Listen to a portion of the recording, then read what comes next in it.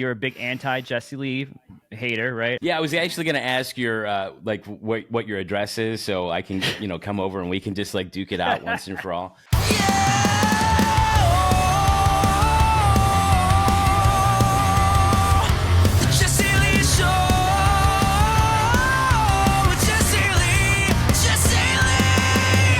Hey, it's me, Jesse Lee, and thanks for tuning in to this episode of The Jesse Lee Show, or clicking on it, rather. I guess you don't really tune into podcasts, right? You click on them, you click on thumbnails. Either way, thanks for watching, listening, whatever you're doing.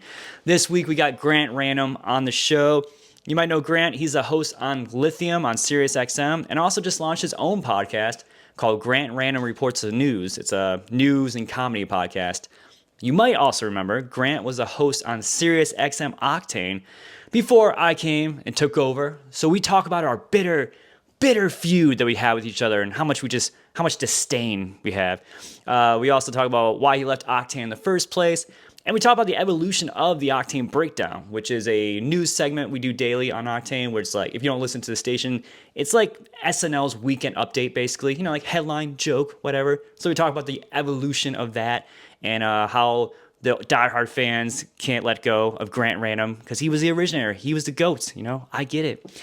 We also just talk about what the piss stains of social media and internet trolls in general. We talk about some of the best interviews he's ever done, some of the worst interviews he's ever done, and, how bad our sports teams suck. Lots of other stuff like that. So enjoy the episode. Share it with somebody you think will hate me or love me. And also make sure to subscribe and do all those fun button pushing things. It helps the channel a lot. Just hit a subscribe and a share, please. I don't ask a lot. I don't ask a lot of you. I could ask a lot more. I'm going to start asking for more. But for now, that's all I want. Are you going to be gloating about the Cleveland Browns beating my Chicago Bears? Obviously, yeah. That's a big topic of conversation, man. Yeah. Dude, I was at that game. I saw your feed. Yeah, I was pretty hammered for most of it, and then I got down to the end zone in the fourth quarter, and I don't know how, I just kind of like wandered down to that area, and for whatever reason, no one stopped us. So I got to see like the game-winning shit happen at the end. It was pretty epic. I didn't watch the game because I'm not really it's the Bears at this point. Yeah. I try to they're terrible. They're just fucking. They were doing terrible. Better this season though, right? Weren't they doing a little bit better than usual? No, not really. No, I thought they were. I'm trying to give you some credit. I mean, dude, I feel your pain, man. The Browns are usually god awful dog piss. We got the most punk rock team right now, just like stringing together whoever's like not hurt, basically at this point. I love Joe Flacco. Mm-hmm. I do now. I don't know if this lighting's better. It was like a little too dark. It was a little weird. You're good. Maybe that's better. My ex-girlfriend, her brother went to Delaware, played football at Delaware, where Joe Flacco was playing, and that was like not Division I. It was like the Division I 2A or whatever the hell they call it now. Yeah, and it was just watching him obliterate opposing defenses. It was glorious. I had a blast watching. So I was a fan of his ever since. He had his little run with the Ravens and stuff. So anyway, the deal with the Browns and Ravens, right? Yeah. It's actually. Yeah, so anyone listening not caught up to their football, I don't know a lot about football either. I'm kind of a fair weather fan. But Browns, we had a team in Cleveland called the Browns, and then they sold it to Baltimore, turned them into the Ravens, and Joe Flacco was the quarterback for the Ravens, and now is our quarterback. So now we have this very hard time disassociating and trying to cheer for this guy. Like, oh yeah, no, he's a good guy now. I'll say this. I feel bad about I feel bad about like cities that have had like these sports hardships. That was a tragic story. That sucked because you guys are like big football fans, and then to lose your team, wait, I'm confused now. Wait, you did lose your team, correct? We did. Yeah, they sold it. I believe they moved it or sold it or something. The owner was like, he got a good deal to go to Baltimore. I can't remember the exact how it played out. They have made a whole documentary about it. I thought that was the Colts. I'm confused now. But you guys lost a team. I don't know. You guys lost a team, and then you got a new team, and so it's all good, except for the fact that it's not the new team's not that great. They're doing better now, though. Fingers crossed. Short, just a little tangent. I was at Game 7 of the World Series Oh, of 2016. That's and right. Yeah, because Indians in Chicago, or Guardians in Chicago. Right. Yeah. And so I will just say this, like, it was kind of it was a heartbreaking World Series because it wasn't like we were playing somebody that we wanted to like kill. It's like, no, like it's Cleveland. Like they're like in the same fucking boat as us, right? Yeah. And so like I'll never forget, there were like after the Cubs had won, there were people that were fans. I'll never forget, there's this one dude who came up to me who literally had tears streaming down his eyes, his face, and he said like, "Hey man, congratulations." Like he held his hand out. I'm just like, wow, that's really classy, and like I felt really bad, like, because I didn't want to see. I really didn't want to. I wanted to see the Cubs win, but I didn't want to see the Indians lose at that point, because I know that's it's a city that suffered a lot when it comes to sports, so I can appreciate that. Isn't it crazy? Wasn't that the series that the show Parks and Recreation predicted years ago? Did you ever hear about that? Well, there's an episode I remember, Parks and Rec, where they're jumping ahead into the future, and it's like year 2023 or whatever it is, and like they're like, oh yeah, the Cubs won a World Series finally, and it was like the same year that actually happened. I can't remember exactly what year it was, but it was like the same year that it actually happened. I think there was also something in Back to the Future, I think, where they said like the world champion Cubs 2016, I think. They're like, the Cubs will never get it. Right. Yeah. That's fucking awesome. Yeah. So first interview question here to, I want to ask the worst question of the holiday season, just to really piss people off, in the comments, get them really going. Is Die Hard a Christmas movie? What say you?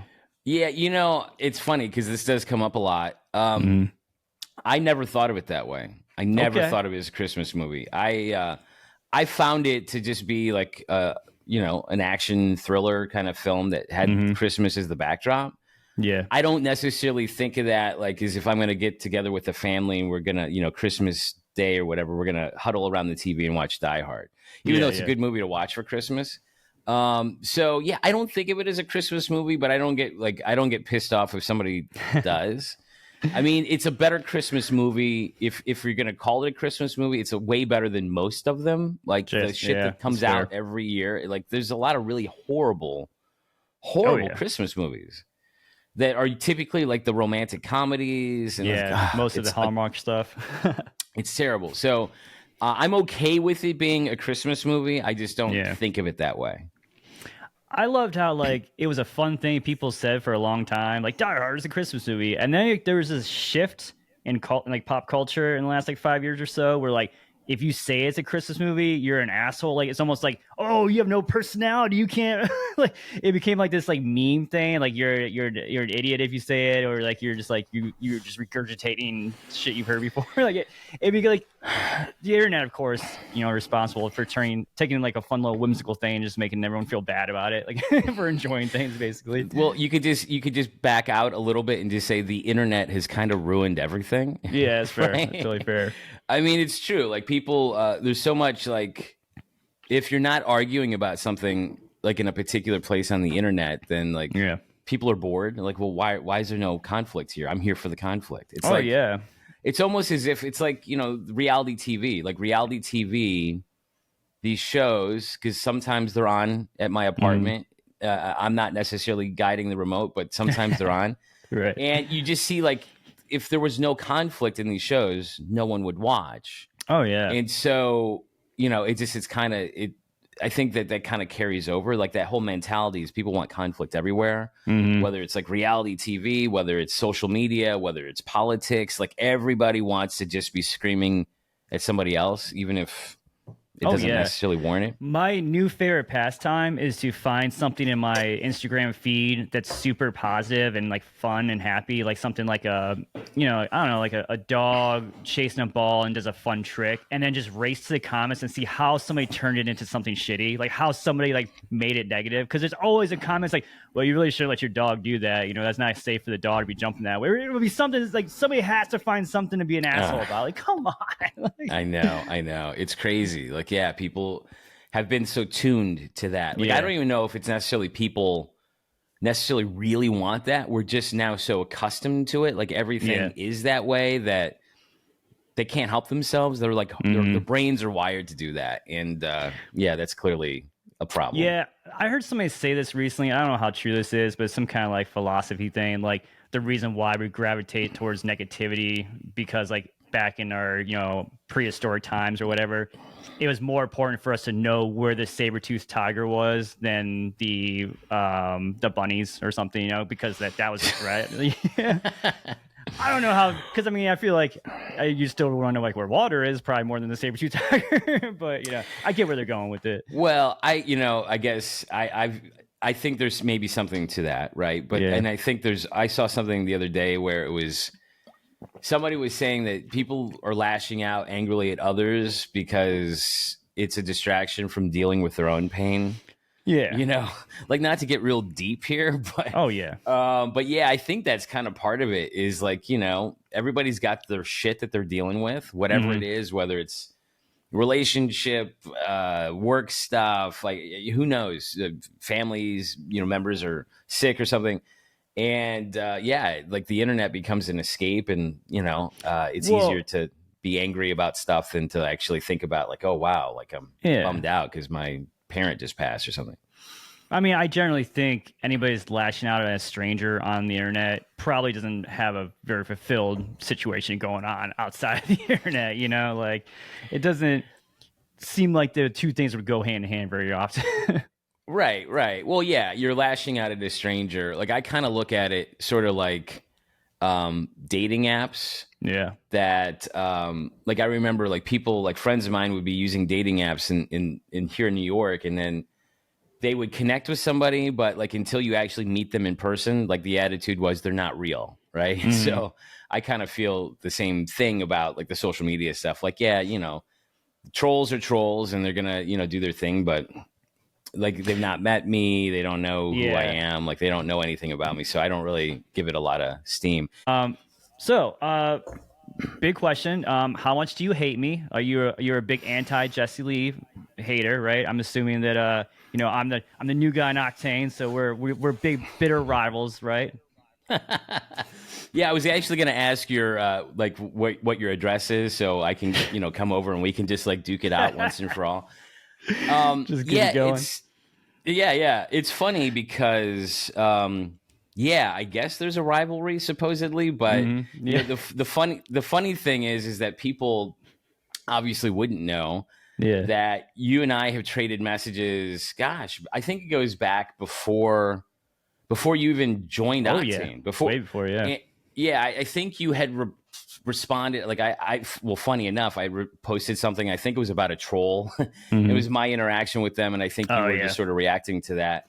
And then like I saw your profile and I clicked on it and I saw you were doing music stuff. I'm like, oh, cool, and I followed, and so yeah, it's funny because like we've always had very pleasant interaction with one another.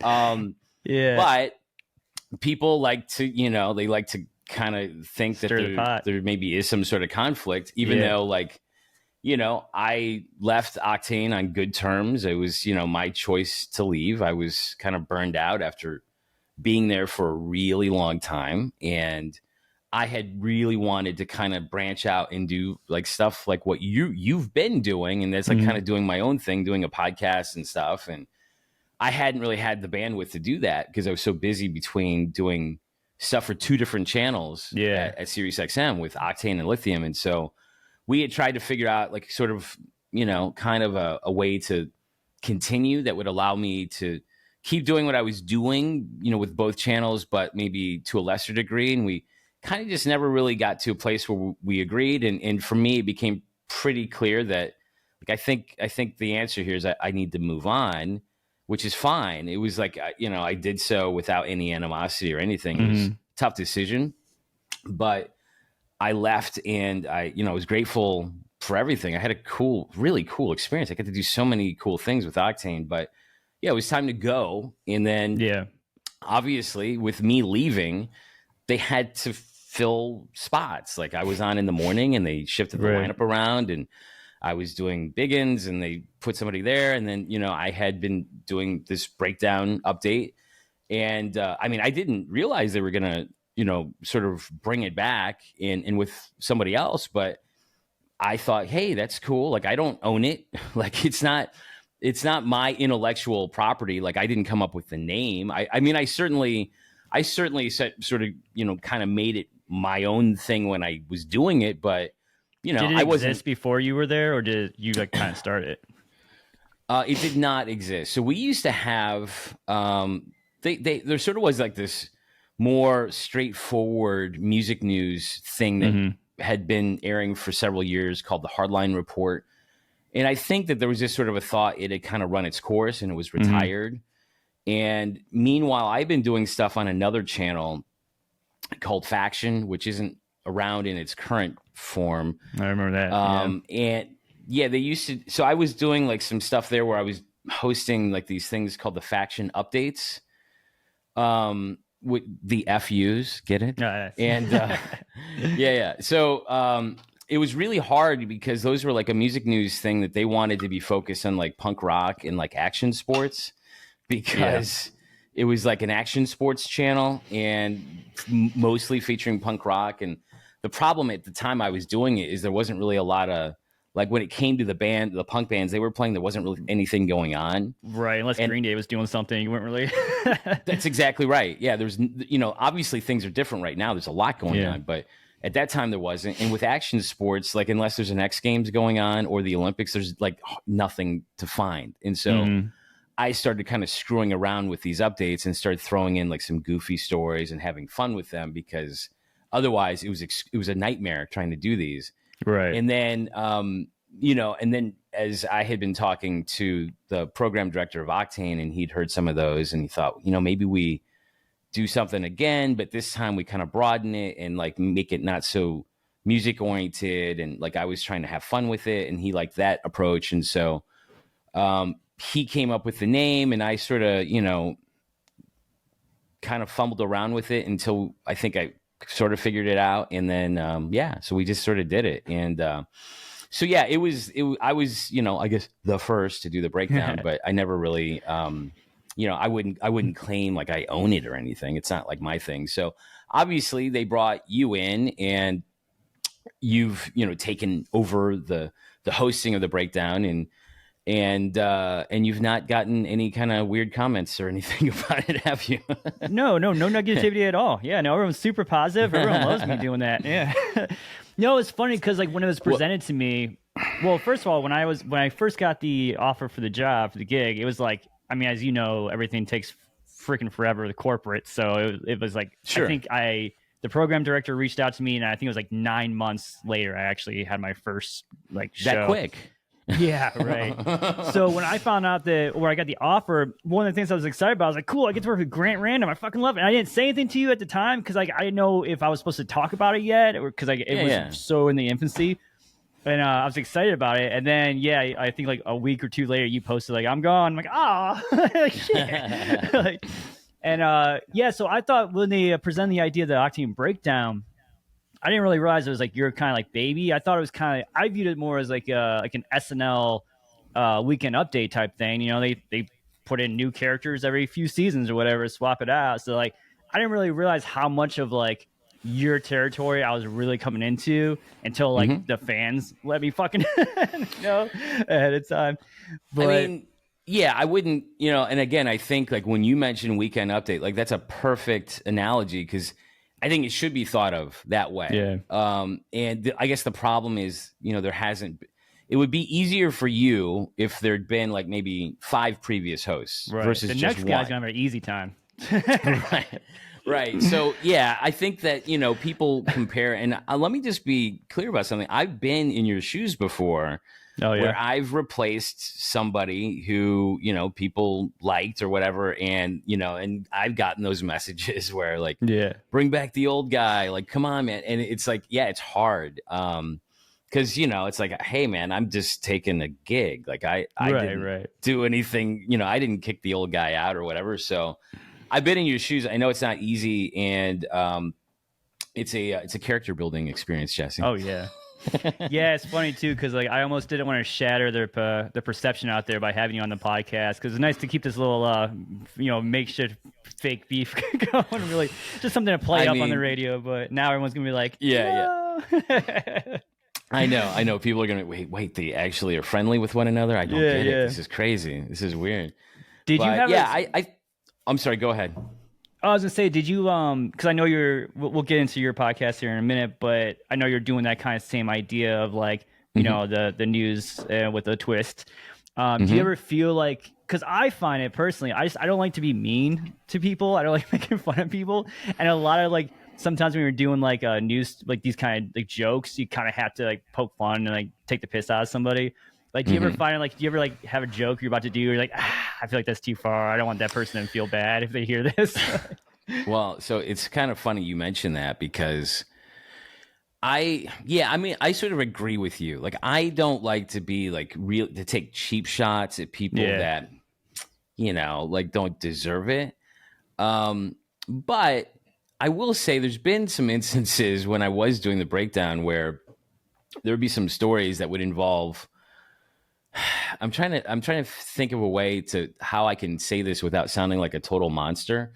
Yeah. But there'd be like some stories. There'd be some stories where it involves somebody dying, but like maybe like in a dumb way. Okay, and so. You know, sometimes I did those stories, and the program director of Octane would say, "Man, like, I don't care what you do, but please, like, no, not with the dead guys." And so, like, I did sort of respect that. I mean, I was not making. Often, I wasn't really making fun of the person. It wasn't really making fun of the person. There was something adjacent to it that. But But I get that. I get where that, you know, some people wouldn't be cool with that. So yeah, I do try to be mindful. It's hard.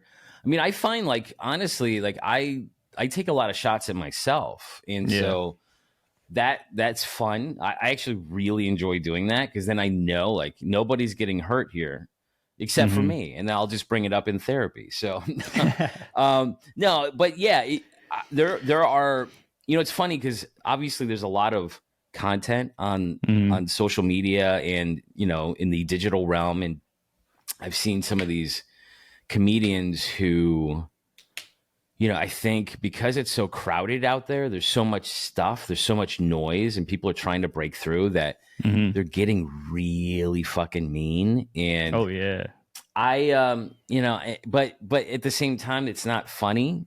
Like, it's just mean, and it's that's not the thing. funny. I think it has to be funny. Like, it can be mean, but at least has to be funny. Like, it's gotta be funny. And so, yeah, like that's not. I don't ever want to like make, you know. Ideally, you don't want people to feel bad. I mean, a lot of times it's inevitable. But yeah, I mean, my attitude is I want people to like forget about bad shit and hopefully, you know, have a good time and like laugh or whatever. But yeah, it's hard sometimes. Like, yeah, I've certainly written things where I looked at it, I'm like, oh wait, yeah, that's not cool. Like, I can't do that. Like, the fuck am I thinking here? I was writing a joke today because Mr. Bungle, their saxophonist from 1996, is a person of interest in his missing girlfriend's case. And my joke I saw this story. Yeah, my joke was this is the first time he's been in a person and was an interest in that person in fucking years or whatever it was. Right. Yeah. And then I'm like, somebody might be dead, man. Should I really be? Like, I can't. I know, right? Exactly. Yeah. But I've done that. I've been in your shoes in the exact same situation where I've written something. I'm like, okay, this is fun. I'm like, or wait, is it? Like, maybe like, well, you know, died. Yeah. Or then you think like, well, what if somebody from the family listened? Well, I mean, if you did that, then like you couldn't write any jokes. So, you know, it's like if you're worried about somebody being upset, like, then you just can't do anything. But it's hard. Like, yeah, I think there's a balance, but I definitely, I don't think I tend to kind of like go weird and or deviant more so than like mean, I think. And that especially that cuts like, you know, just to being like as a DJ, I know that, you know, there's a lot of people that love to shit on bands, and I think I was one of those people for a while, and then I just kind of stopped. I'm like, I'm not going to shit on bands. Like, it's kind of stupid. And, you know, like ultimately, if there's a band that a lot of people like, it brings them joy in the midst of maybe a lot of chaos in their life. Like, who am I to tell them that they're an asshole because they like the band? Like, so, and also I think it's kind of offensive when most of the people who are saying that a band sucks have never written a song before. So it's I mean, it's basically the equivalent of criticizing people for food. Like, oh wait, you like olives? Like, what's wrong with you? Like, nobody does that. It's the same thing. It's taste, and like for some reason we think it's okay to do it with bands and not food or whatever. So I don't know.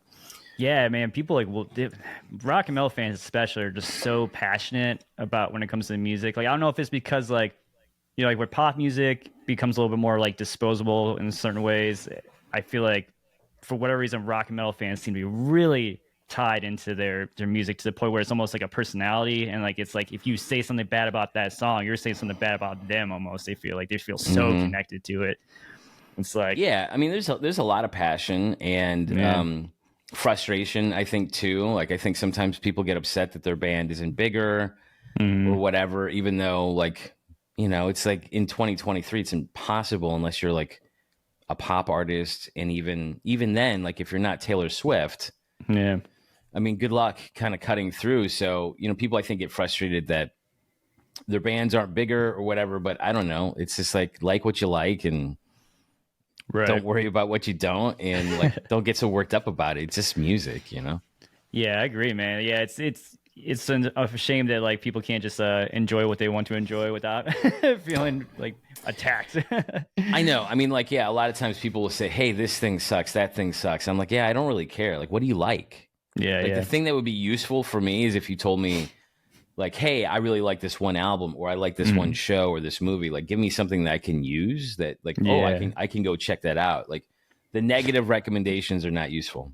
Yeah, like I'll do like the top 10 trending tracks of the week on my TikTok and Instagram every week. And every single week without fail, there's a few people that are like, these all suck. These are all garbage. These are all shit. And I always reply with the same thing. Usually, if I have time, I try not to reply to most comments because they're awful. But sometimes I try to reply and just say, what do you like? Like, what songs do you want to see on the countdown? Like, you know, and it's always like, not any of this shit. None of this. I can tell you that. It's like, that's not an answer. You just don't know. You don't know what you want to hear. the comments are worse on TikTok or Instagram. Well, okay. It used to be.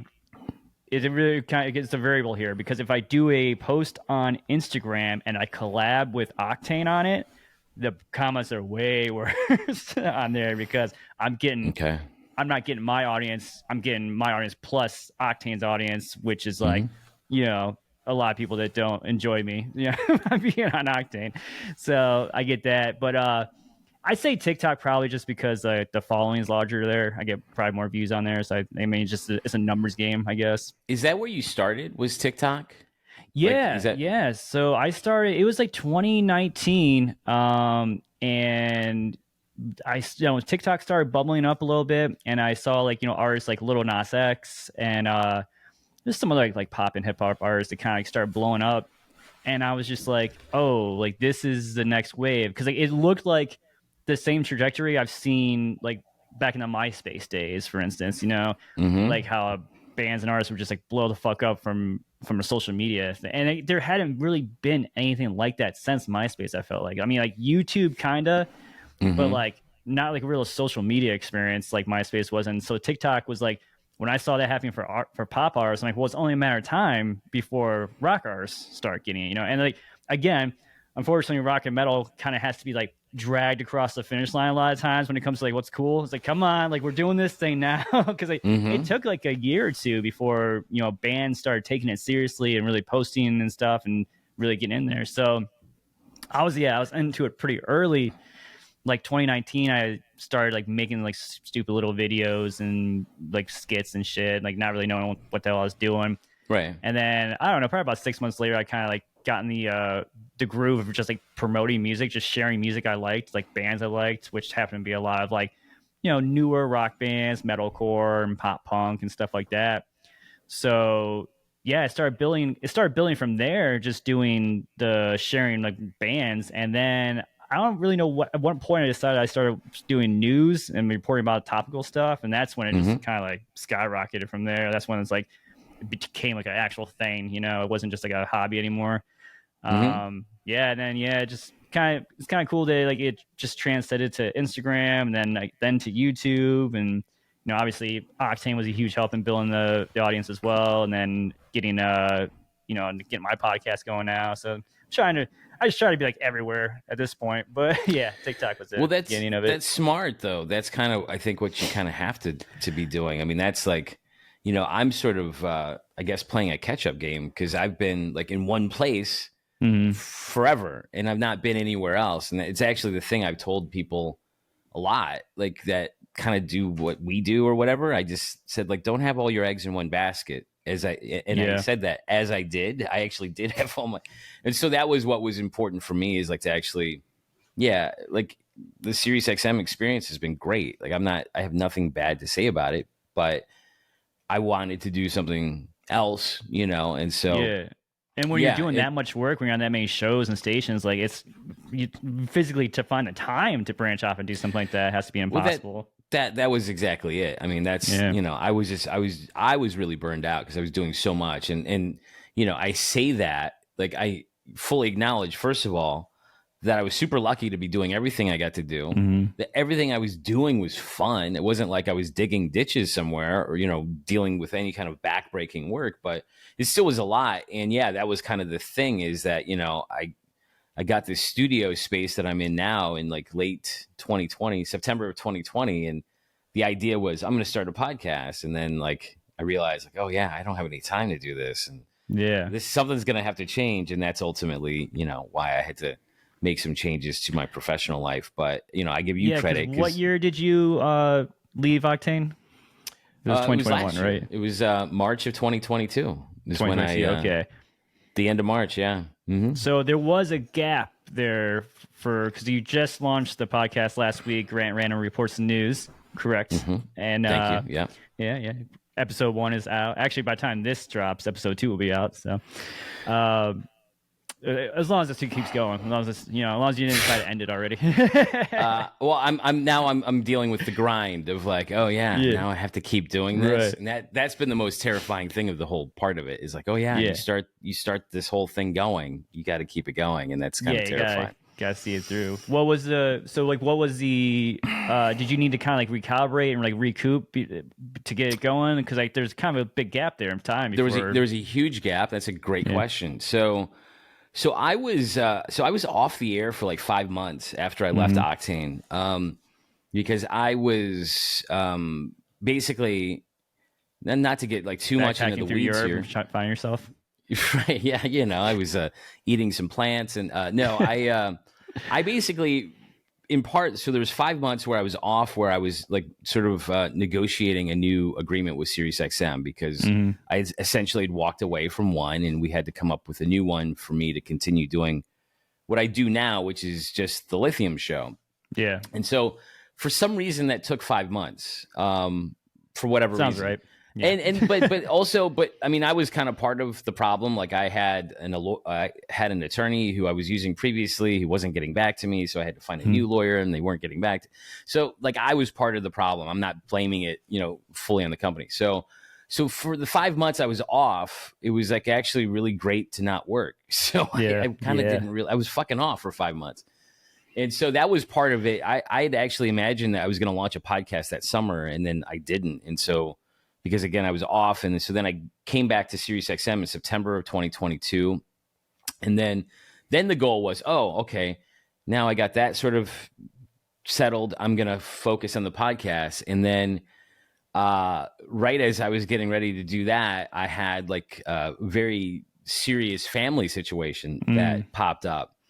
And that was right in, I guess it was like maybe 2 weeks after I gotten back to SiriusXM, and like things got really crazy that, I'm not going to get into details about, but I had a very serious situation in my family that required basically all my attention when I wasn't doing my SiriusXM show. You didn't have time for a side gig at that point.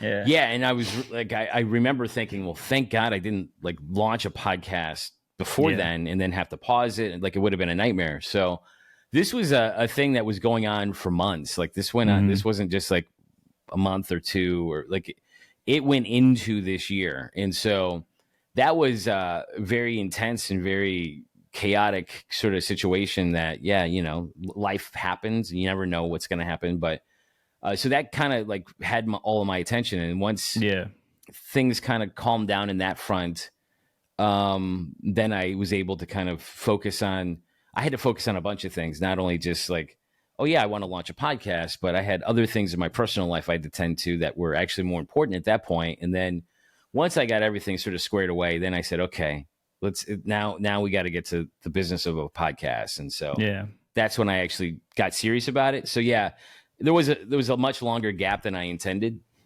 but life happens. And so, better late than never, I guess. So, I mean, you've been a broadcaster for like what, 40 years now? How old are you? You've been for a while, right? So about 2 decades. I started at the dawn of FM radio back in the late 60s. So I've been, I have been on satellite radio since its inception.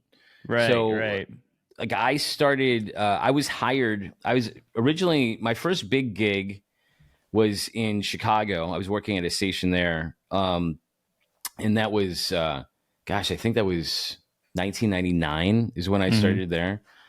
And I was doing like crazy, like late night weekend hours and stuff. And then, 2001, I made the move to Washington, D.C. to start, to help start XM Radio, which was separate from Sirius at that point. Yeah. And that was a really incredible experience that was unlike anything I had in my career. That was really cool because it was literally a startup. Yeah, at the ground floor. But it was like, it felt like it. Like we had all these people who had all moved from across the country to work at this place, and it was all like, a bunch of young people, and like we partied and like had a blast, and like our bosses were crazy, like in a good way, where they were encouraging us to be, they really wanted us to experiment and try to like come up with different ways to do radio, because the whole thing, like when satellite radio was starting, like the complaint about it was, oh, well, why would people pay for what they're already getting for free?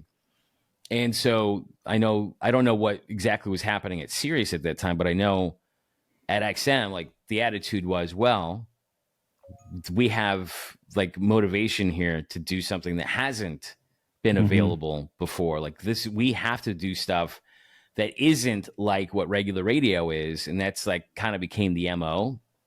And so it made for a lot of fun. Like they just basically said, go nuts, go be crazy, just be fucking crazy, do whatever you want.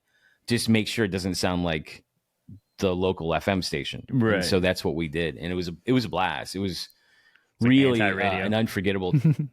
Yeah. And it was amazing. Like it was just so many interesting people that we got to meet in that experience, like of these people that came from across the country. And so that was really, really just a blast. And so, yeah. And I basically have been with satellite radio ever since. The merger with Sirius happened in 2008. And so then I got, I was able to like stay on through that and have been with the now combined SiriusXM ever since. And yeah, I'm sort of like a cockroach at the place, to be honest. I'm pretty lucky. I'll just say that.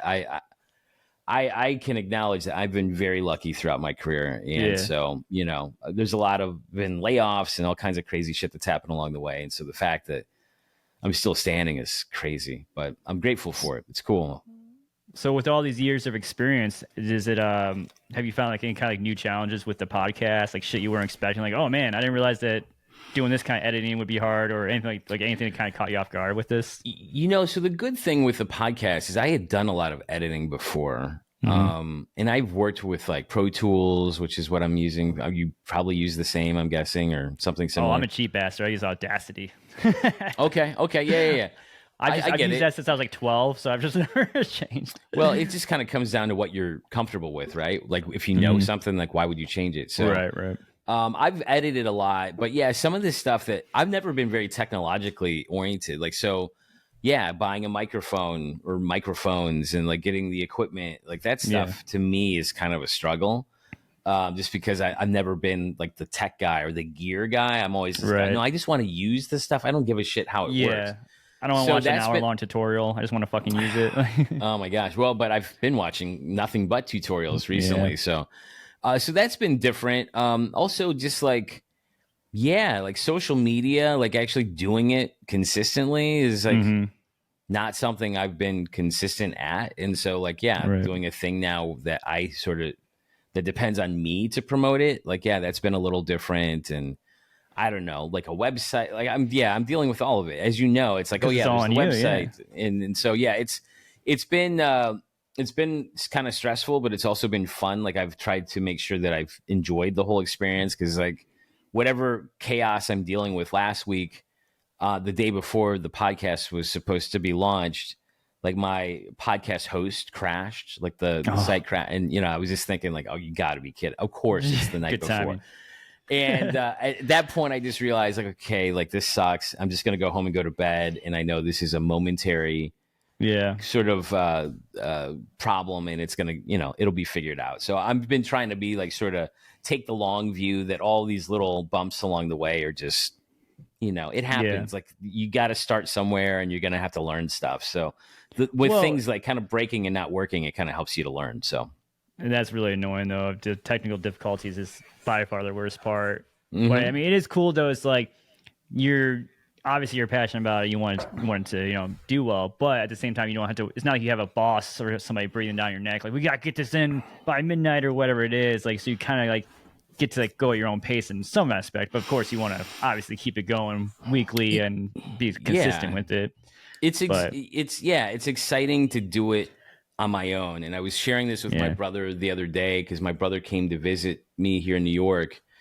And like I had taken a week off really to kind of work on the podcast. And I was coming into my studio space, which is what I, you know, where I am now. And this was something I kind of always wanted to have. It's like my own creative space. Like I've always worked in, you know, studios that belong to like a broadcasting company, and that's fine. Like they're always nice studios and stuff, but they're never my space. And so I got this space in 2020. And then like, yeah, it was just a couple of weeks ago where I was coming in one day and I didn't have, like, I wasn't on SiriusXM that day or whatever. And I was just coming in to work on the podcast. And that's like the whole reason I got this space to begin with. And it was just really gratifying. Like, wow, this is cool. Like, this is like, yeah, there's nobody telling me what to do. Like everything I'm doing today, I'm directing myself, and I got to figure this shit out. And it was just, I mean, you've been doing stuff on your own since before you went to work for like a media company. So you kind of know it. Me not having had that experience, like I can say it was pretty exhilarating to really just like kind of be like in that mode. Like, okay, now it's time to work on your own stuff and make it happen. Yeah, there's got to be a little bit more, like, I don't want to say it's more gratifying, but it is like you're building you as opposed to a company at that point, which is obviously nothing wrong with building a company, but there's something to say. There's something I feel like to be said for building you as a person or a brand. It kind of feels kind of validating. Yeah, absolutely. Yeah, I mean, the company has been great. It's put me in front of a lot of people. I've been heard by a lot of people thanks to the company, and that's cool. But you know, there's also, I can also sort of run with that a little bit and see what I can do on my own. And so we'll see what happens. But it's been fun so far. Are you going to add a video component to your podcast, you think? I am.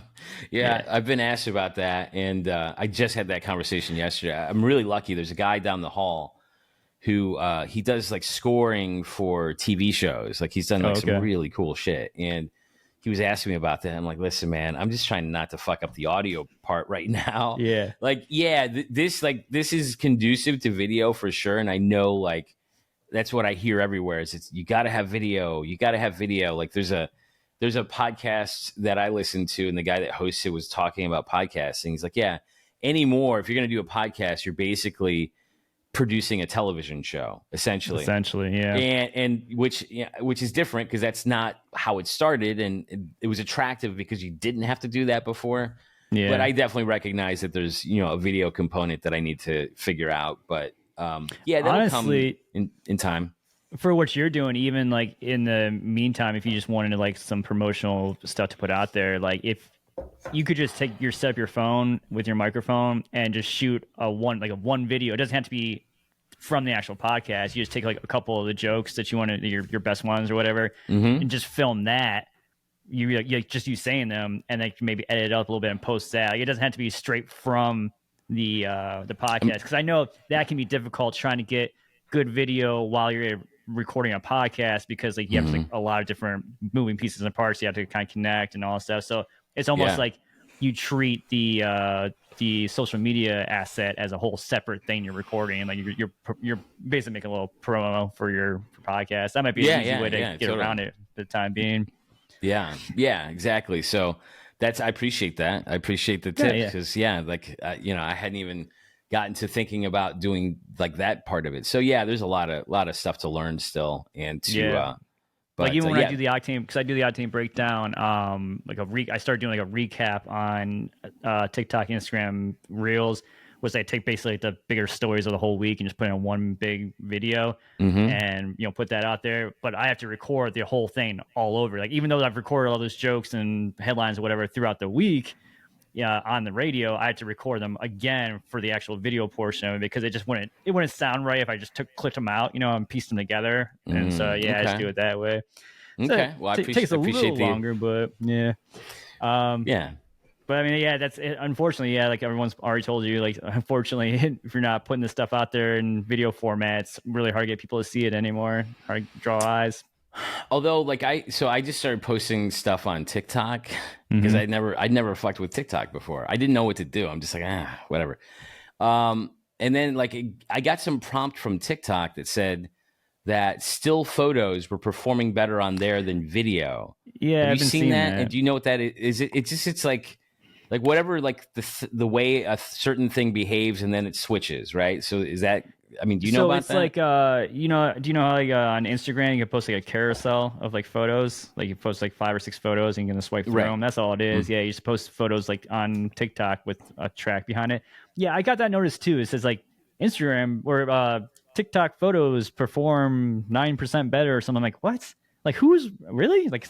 Every time I see that, I just like scroll past it. But or is that just them trying to cut into Instagram thing, probably? Yeah. But okay, it's dude. I mean, social media is so tricky because every week it changes. Like, what's the thing that they're trying to push and what they're putting value in, and then there's like just so many rules and stuff. I mean, that's a big thing too. Is like even when I'm making content, like I have to be so careful with everything I say, every story I do. Like even if I'm doing like an actual news story.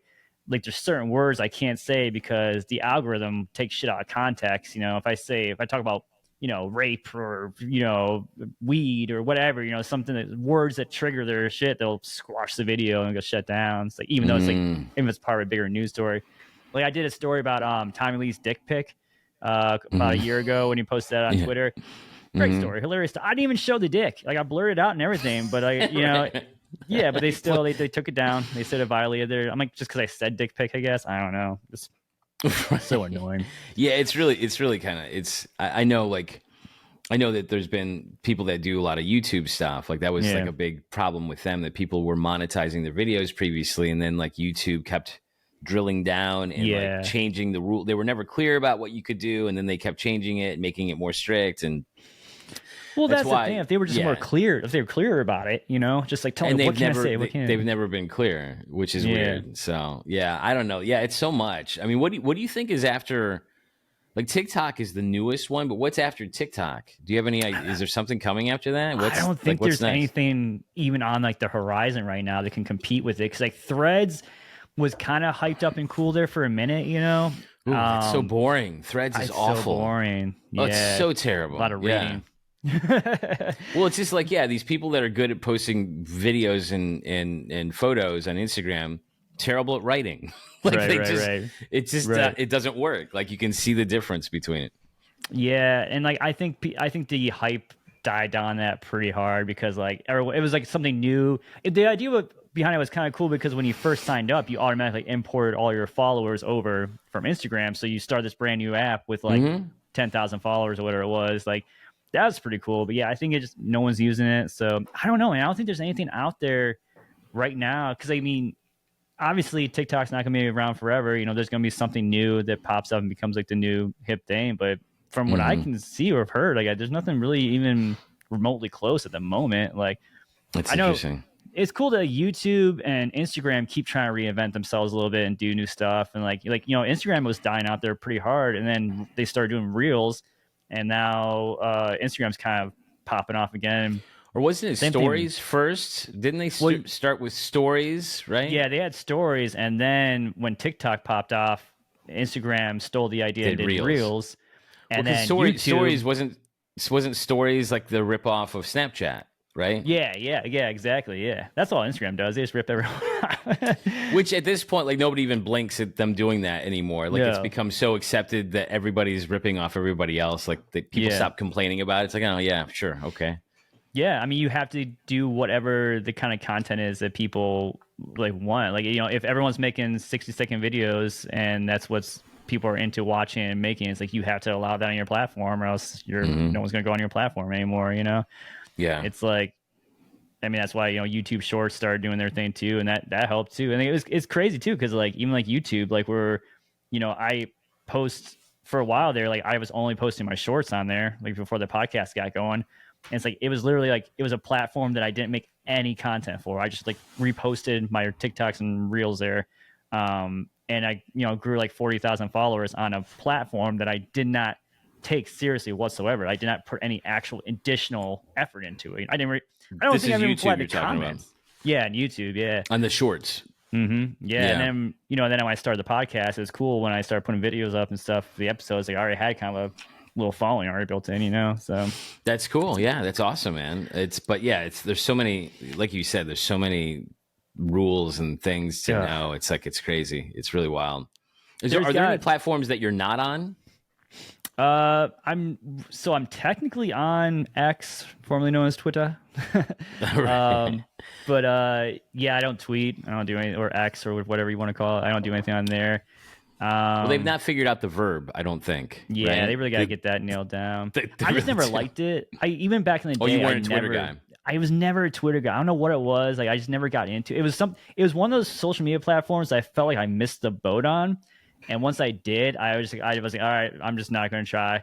And then it wasn't until I started the radio station actually that I started kind of trying to take it seriously. I'm like, because all the other DJs were they promote their Twitters, and it's like, I'm like, all right, I guess I'll start tweeting. I did it for like a few months, and I was like, this is not working for me. Like, it's because it felt so forced, just trying to like think of things, to say like right. Just a few cure like, hey, this is funny. Like, I don't know, it didn't feel right for me, Like, yeah, so, exactly. Yeah, you say you're on the TikTok train now, though. I kind of figured that I sort of need to at least try a little bit. Yeah. And I just always found like, TikTok to me, like I've gone on to TikTok and I kind of with an open mind, because I know like there's some friends of mine are obsessed with it. Like there's one friend of mine that was like sending me articles about TikTok all the time because it was like digging into like the different communities, the different worlds within it, which I found was fascinating because like, there was sort of the stereotype for so long was like of the attractive girl dancing, like that was TikTok, right? That was like the stereotype for like old people who don't know. Right. And then like, I was starting to get turned on to like, oh yeah, but there's this and there's this and there's people that are like counter, doing stuff that's totally opposite of that. And so I find it fascinating. I've always found it fascinating, but I found the platform kind of hard to navigate, even though one of my friends says like, oh no, it's perfect. It's brilliant. Like it's brilliantly designed. I'm like, yeah, I don't know. So yeah, I'm trying to fuck around with it, but yeah, it's not, it's not something that, well, I think their goal, is to not even be a social media app. I think they're just trying to be like a video platform at this point. Cause it basically is like mini YouTube. Like I go there a lot of times to search for things before I do on YouTube anymore. I used to always go to YouTube for everything. Yeah. Because now it's like, think about it, when you want to try to figure out how to, I just had locked myself out of my house the other day. And I needed to try. I unsuccessfully tried to break into my own house, and I was like, because you can use a credit card to like slide it in. So I'm trying to figure out. So I've seen that. Any burglar listening right now, it won't work. You can't get in my house with a credit card. I tried; it's impossible. But so I got my phone, and I pull up YouTube, and I'm trying to watch a video about how to do it, and it's like a fucking 10-minute video with like a lot of preamble and all this bullshit. I'm like, I don't have time. It's cold. I closed out, opened up to TikTok, and found a TikTok video about it that like told me what to do in literally less than 60 seconds. And then, I still failed, but I had the information very fast. Right. Yeah. Yes. But I do that all the time. Like when I need some kind of quick tutorial, I'll just TikTok it first because it's just so much quicker, Yeah. So they don't have time to fuck around with preamble and shit. Yeah. Well, that's interesting. And you were saying that they want to be more of like a like a less social media, more of a platform. Because didn't they just debut their like web-based kind of experience recently? Yeah, they have TikTok? something like that, and then they also they're encouraging people to post like 10-minute videos now. That's what they really want. Their new like initiative, I guess, so I think they're trying Which to is build up basically to it. YouTube. Yeah, I mean, because like they're gonna start with because they already started with like 1-minute videos that was their big push, and then they're trying to get you over a minute, and now there's like all these incentives on there, like if like you're a part of, like they have this like creator fund thing, where it's like they pay the creators for making videos and getting views, just like YouTube monetization, and it used to be you get paid for however many views you got, like it wasn't much money, but it was something for how many views you got.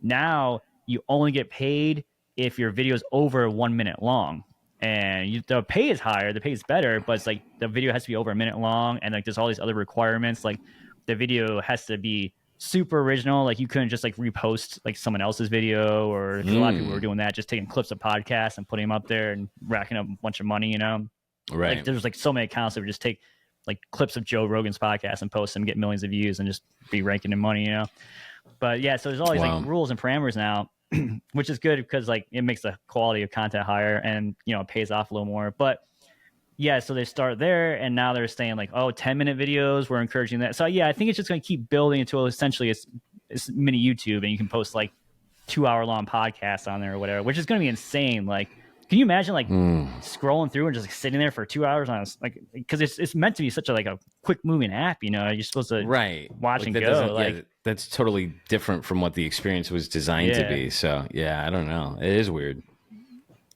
We'll see. I don't know. We'll see I've got a lot out. to learn. I'm still figuring it out, but yeah. So with this new spot, do you guys this killer new studio? Do you think you're going to do any interviews in there? Or you're going to keep it to a one-man show over there? So, it's funny. I like really enjoy doing interviews.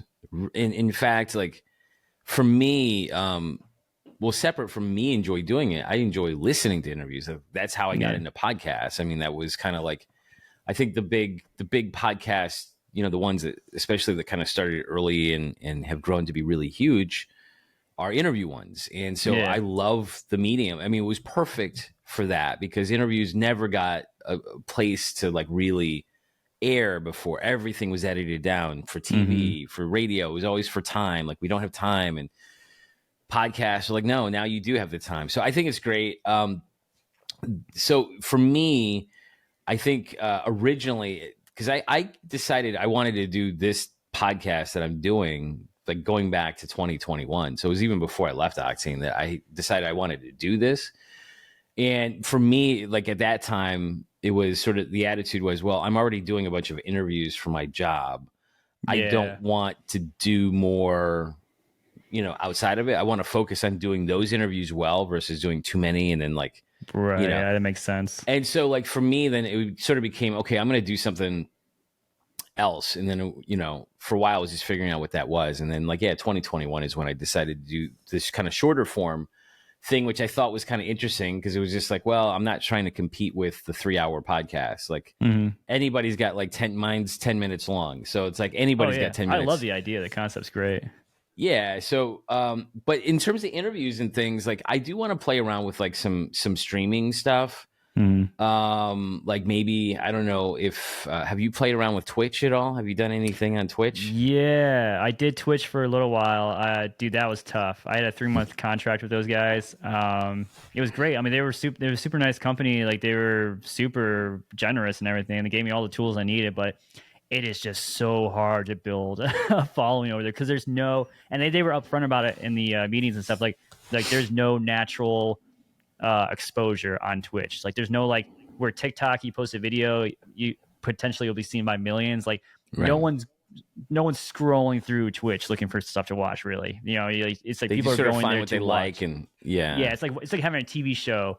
On like someone's only gonna on actual TV. Like someone's only gonna see it if they turn on the channel to watch you.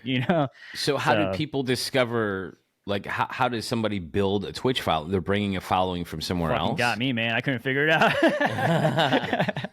Yeah, no, it's like they're promoting off of Twitch, doing a lot of social media posting and stuff. I mean, there is like like you could get built into the community if you start going on other people's Twitch streams and like get to know the community there. And I'm like, hey, go check out my stream. They had this thing called like raid, where it's like you at the end of a episode or whatever your show, you could raid someone else's. So like basically all of the people watching your stream will go to the next stream that you're called Radium to, stuff like that. But it was one of those things where like I didn't have enough time, because I had basically just started on Octane when I did the contract. I was like only on Octane for like 6 months or so at that point. So like I was still like trying to get my head around that a lot. So I didn't really have time to fully like embrace the Twitch community and really I feel like get into it. Like I streamed like 5 days a week. I tried to make it a consistent thing, try to do interesting like topics and stuff like that, and just make a show out of it.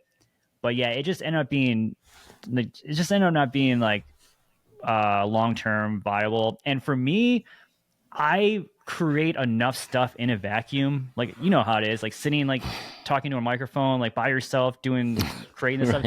I do enough of that already. It's like, I didn't want another thing like that. Like that's why I like the podcast, like, because I like talking to people. That's my favorite thing in the entire world is going to a show, having a couple drinks and fucking just chatting up with people and just like, having a good time, or like hanging out with friends. Yeah.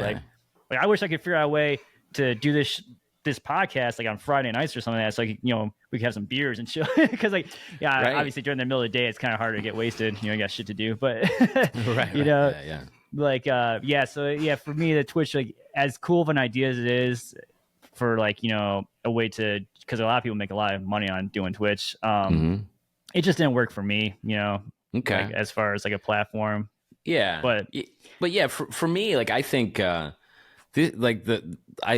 started this podcast, and that's going to be like I'm going to be mostly focused on that. But yeah, I definitely want to do other things. Like that's not, I just kind of felt like that was the first thing I wanted to do. But yeah, I would love to like figure out a way to incorporate people into something, whether maybe it's another podcast. I don't know. I mean, I could totally possibly end up doing that, which would be fine. But yeah, having people to bounce off of, to your point, is very enjoyable. And that's why I enjoyed interviewing so much with SiriusXM. I mean, it's a lot of fun. It can be intimidating and really hard, and sometimes I've had like terrible interviews back in the day, but when you sort of like figure it out, I guess, or figure out how to not fuck it up, and then it becomes really enjoyable. So yeah, I'd like to do something. I would like to do something with people again. I don't know if it would be necessarily music focused, because I know a lot of people ask me like, is your podcast about music? I'm like, no, it's actually not at all.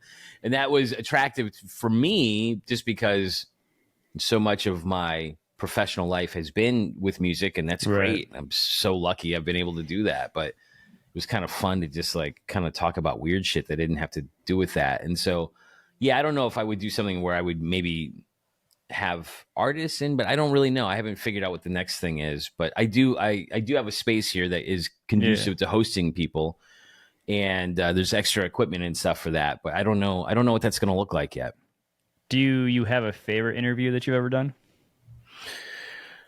Yeah. I do actually. So when I had an opportunity, well, I've interviewed him a couple of times, but interviewing Billy Corgan from Smashing Pumpkins was a pretty special experience, because I knew like a good friend of mine, a guy who was basically like a mentor to me when I was working in Chicago. I was his intern initially.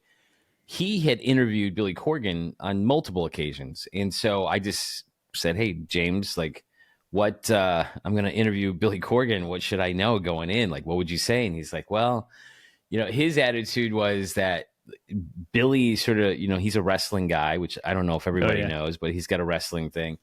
And he said, like, he immediately assumes sort of the heel mentality in interviews, which I think is largely because he's had a very contentious relationship with the press, which, I don't know if it's really been that contentious or if that's just his perception of it. Yeah, almost feels like he's more contentious about it than anyone else. Listen, I've never been in the situation he has been, where he's been, in the mid 90s. I mean, the Smashing Pumpkins were the biggest band in, or at least one of the top 5 biggest bands in the world. So he had so much attention on him. I can't even imagine what that would be like. I think it would probably be pretty miserable.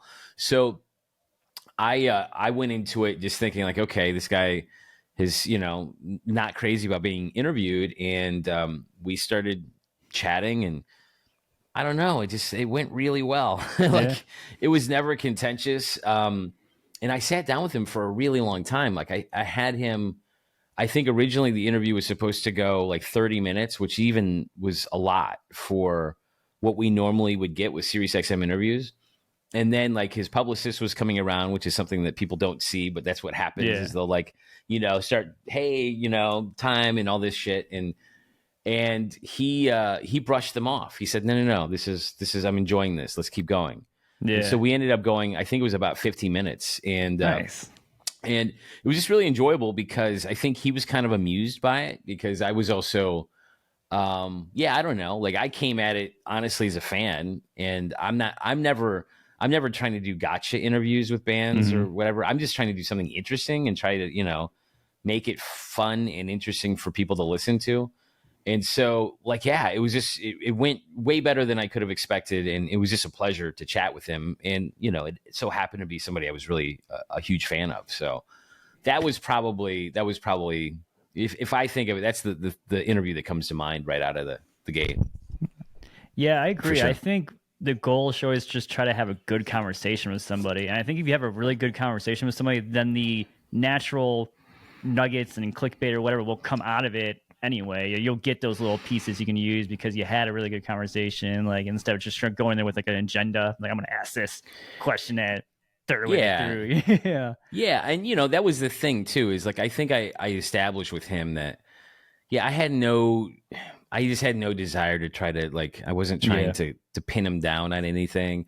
And I think what he really liked too is I was getting kind of opinionated about stuff. And I think he got a kick out of that it wasn't all about him and his thoughts. Like he was reacting to stuff that I was saying about, song fades and like just all kinds of weird shit. And I think he was he enjoyed that. So it kind of, it sort of took the edge off of him, I guess, a little bit, like in terms of, I think a lot of times celebrities, they get really sick and tired of talking about themselves or about the same things all the time. So when you're kind of bringing up other topics, I think they really kind of enjoy that. So doesn't have to do with them. And so I think that was part of the interview as well. And I think he really liked that.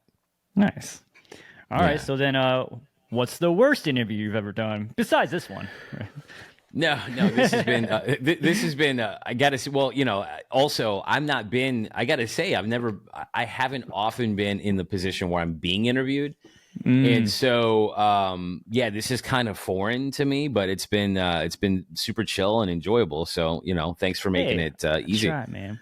Next time we'll have beers. yeah, exactly. I did, gosh, I don't know. I'm trying to think.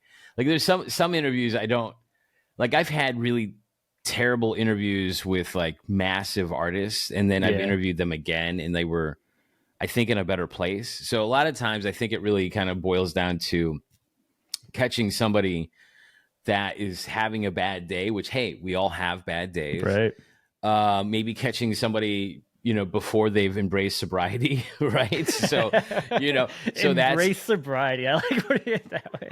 Right. So, and that's like the individual I'm thinking of right now. So I don't want to bring any attention to anybody. Yeah, you're good.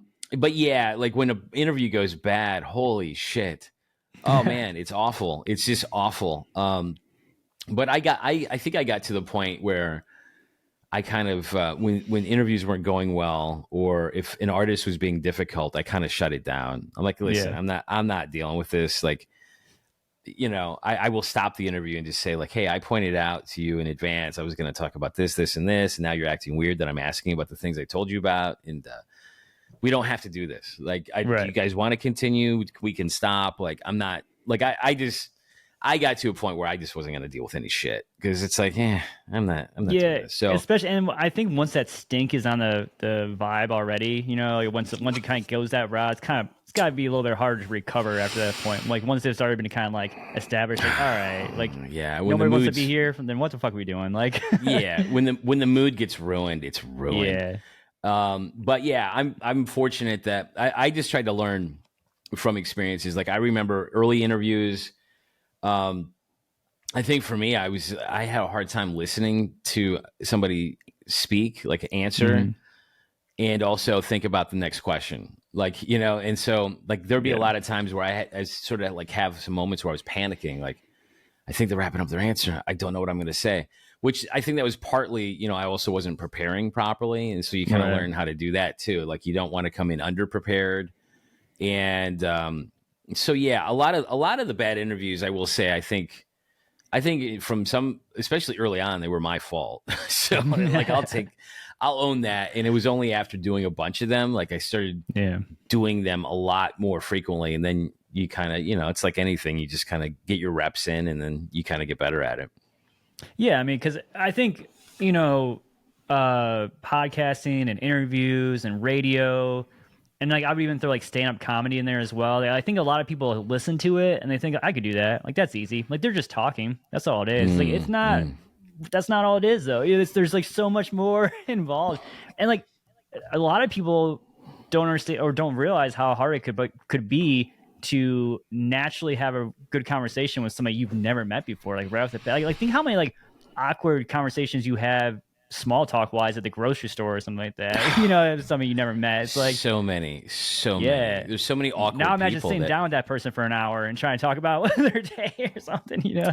Yeah, you're right. That's a really good point. People don't realize this. Like sometimes, people are weird. And then if you you have to talk to somebody who's weird and you're not like clicking and you got to make it work. That's not easy to do. It's really hard. So you've been interviewing some musicians on this podcast, obviously. And so who, like, what's a favorite that you've done so far? Oh man, dude, honestly, I've been super lucky. Like they've all been really cool. But I mean, I love talking to Caleb Shomo from Beartooth. He's just a really cool dude. He's great. I love talking to him. Yeah, he was so cool. So he's from Ohio too, so we had that connection. I love talking to Sonny from POD just because, like, well, actually, what's been really cool, like, so Sonny from POD. I would say Buddy from Census Fail and Jarrett from Bowling for Soup, like 3 bands that I just fucking loved growing up. And I get to talk to the singers from those bands. Like, that's just so, there's like those moments, I'm sure you've been there before too, where it's like, man, if I could go back and tell my 12-year-old self, like, dude, you're going to fucking talk to this guy one day. And not only are you going to talk to him, he's going to be excited to talk to you. He's going to want to talk to you. Like, that's just so cool, man. That's very cool. Wow, yeah, that's great. Yeah, I love that. And that's that's the cool part of being able to do this kind of deal is like, you get to meet people. I mean, it's the fun thing and also the terrifying thing is that, you know, they say be careful about meeting your heroes and stuff. And unfortunately, I've not had any situations where there's somebody that I so respected and revered, and then they turned out to be an asshole. Like sometimes there's people like, oh, I expected that guy to kind of suck or whatever. But yeah, it's really nice when the people that you've enjoyed listening to previously and then have this really cool opportunity to chat with actually turn out to be cool, which is it's crazy that it works out that way, but it's really awesome when it does. Yeah, and like back to what you said earlier on, it's like I have to remind myself a lot of times, like when I'm feeling like super stressed about work and just feeling like super burned out, or just like whatever's happening has got me like feeling like oh my god, I gotta get all this done. It's like I always have to kind of stop and remind myself. I was like, I'm not out here digging holes, man. I'm making dick jokes about Slipknot. You know, this is like, I mean, this isn't surgery or anything serious. You know, at the end of the day, it's like this is fun. I'm supposed to be having fun. Like, fuck it. You know, like. Well, that's what I would say to anybody that does it. Like, remember first and foremost to have fun. I mean, I kind of came to the realization, I don't know, probably a few years ago, and I've been doing this for a long time, that really I've only ever been trying to amuse myself this whole time. Like, you know, like, I mean, it's like, I don't know what somebody like I've never met in like Idaho is thinking, but I know if I'm like enjoying myself and laughing and whatever, then hopefully someone else is going to be along for the ride. But yeah, I just want to make myself be amused. And I think good things will happen out of that. Yeah, because if you're not enjoying it, then how can you expect anyone else to enjoy it, right? Exactly. Yeah. Well, dude, it's been awesome chatting with you. I know you got probably a fuck ton of things to do today as well as I do. Yeah. We've been going at it here for a minute now, so it's good stuff. Grant Random reports the news on Spotify, Apple Music, all those places, right? Yeah. Apple, Google Podcasts, which I guess I just learned is going away, which is like, what? Oh, is it really? Yeah, in April. It's going to be, I think they're folding it into YouTube or YouTube Music, and I don't Oh, that sounds right. Yeah. Yeah, it's just like, oh man.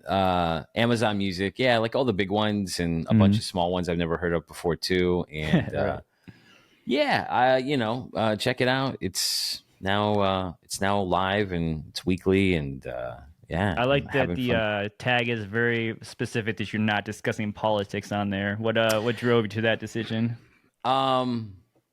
Well, because I knew, like, with the name of the show, it was like somebody could think like, oh, he's going to talk about my political person, or he's going to be talking about politics, and because it's sort of a straightforward name.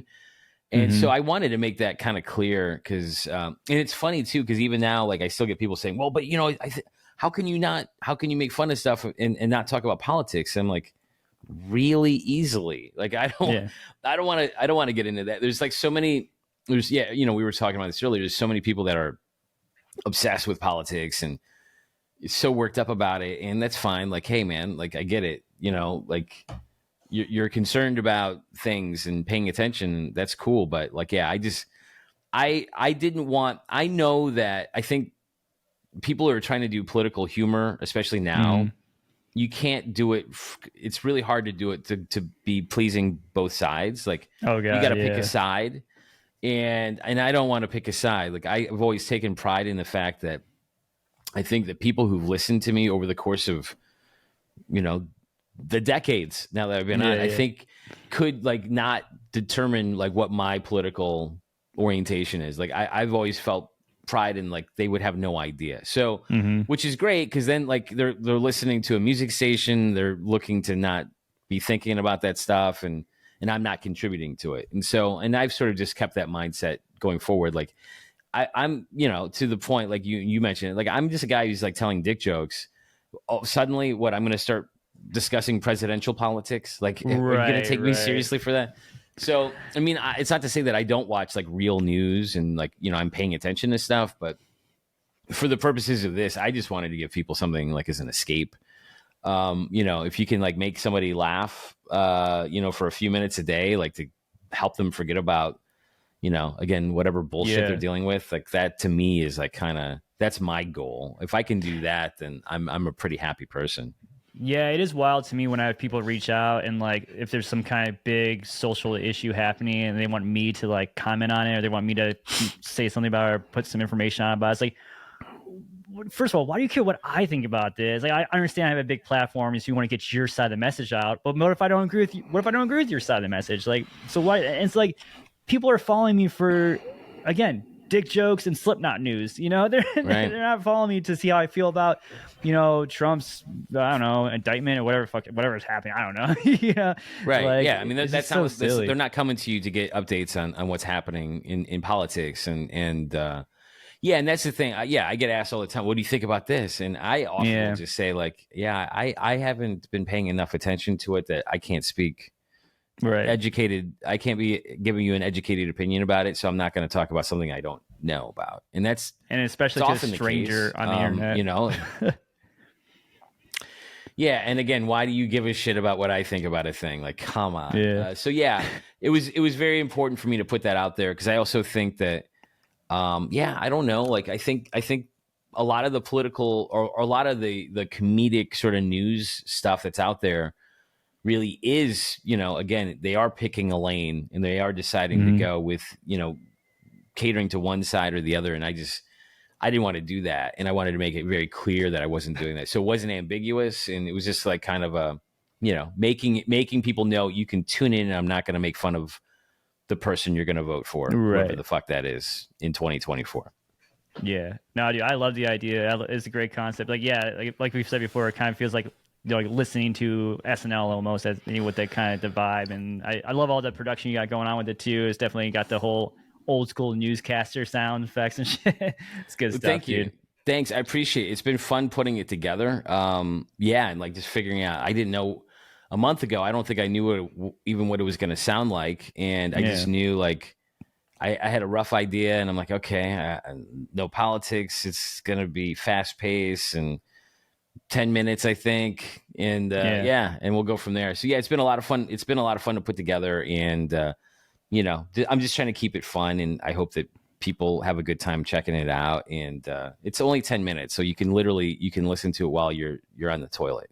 That's the thing, man. I think it's a small ask for listeners, so I think it's good to have something like that. They can, because a lot of people don't have 3 hours to listen to a Joe Rogan podcast or something. Right. I think it's good to have, a quick 10-minute, like, here's some funny shit just to get through your day. Yeah, and if you listen and 10 minutes later you think it sucks, well, you've only wasted 10 minutes, so it all works out. Here you go.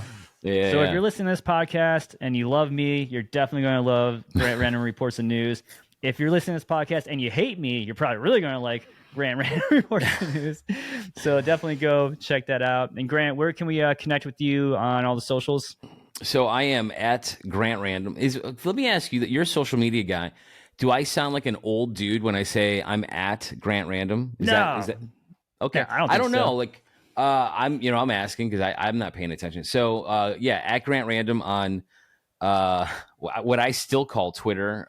Instagram. I'm on Threads, Blue Sky, but yeah, basically Instagram is probably the important one, I think, and TikTok. And are you Grant Random on TikTok too? Yeah, it's consistent all the way across the board. The only one I couldn't get my name.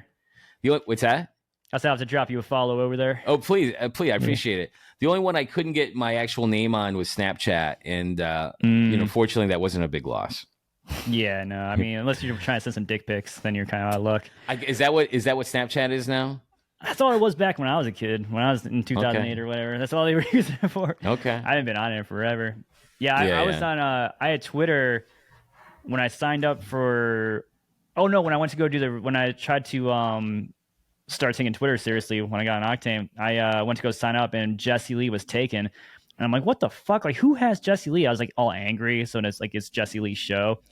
And then I went and checked, and the account was made in 2008. And it has one tweet that says I'm awesome. So I'm pretty sure it was me that made that account in 2008. You were squatting on your own account and you had no idea. I've tried to get into it too. Like Twitter's like, no, we don't believe this is you. I'm like, come on, man. Oh my gosh, that's so funny. Wow. Cool. All right, well, everyone, please share this podcast with anyone that has good taste, and please go follow the fuck out of Grant Random and listen to his new podcast, because I promise you it is hilarious. Take it easy now, and bye-bye.